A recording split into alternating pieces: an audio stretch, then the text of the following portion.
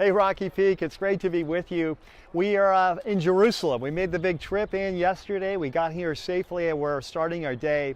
We already went through Hezekiah's tunnel, which is an amazing, like 500-yard underground tunnel with water flowing through it. It comes from the spring of Gihon to the pool of Siloam, where Jesus healed the blind man.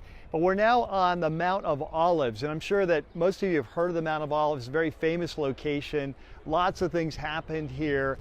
King David, when there was a coup against him by his son Absalom, came weeping up the Mount of Olives.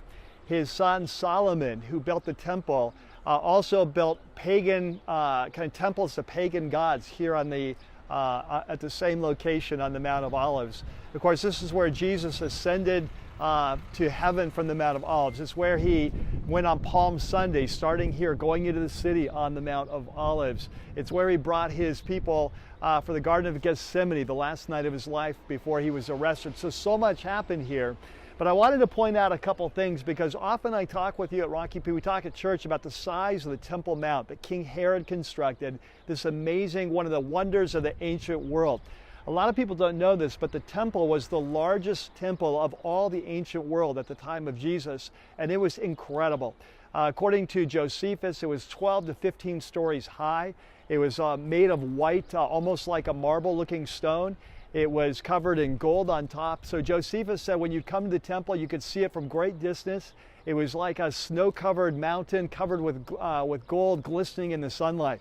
And so as you can see behind me here, we have the Dome of the Rock, and you'll see that general area that's there is called Temple Mount.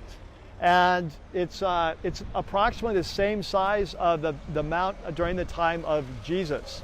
But I want to give you a size of that, because if you can see the Dome of the Rock, the temple was actually twice as high as that. So this is where Jesus came to with his disciples, and they asked him, hey, what amazing stones these are. And Jesus said, hey, do you see these amazing stones? And we're going to see one of those stones tomorrow that weighs 700 tons. And he said, you see these amazing stones, that there's going to come a day when not one will be on top of the other. And of course, we've been learning about this in John chapter 4, where Jesus said that the time is coming and now is when you'll not seek the presence of God in the temple in Jerusalem. No longer will it be the place where heaven meets earth.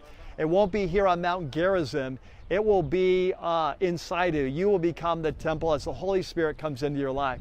So anyway, I just wanted to share a glimpse with you, give you a visual of that so you can visualize when I talk about how big the temple campus was, 500 yards by 300 yards. You can get a mental picture of that. And I look forward to checking in with you again on this journey. But God bless, and until then, have a great week.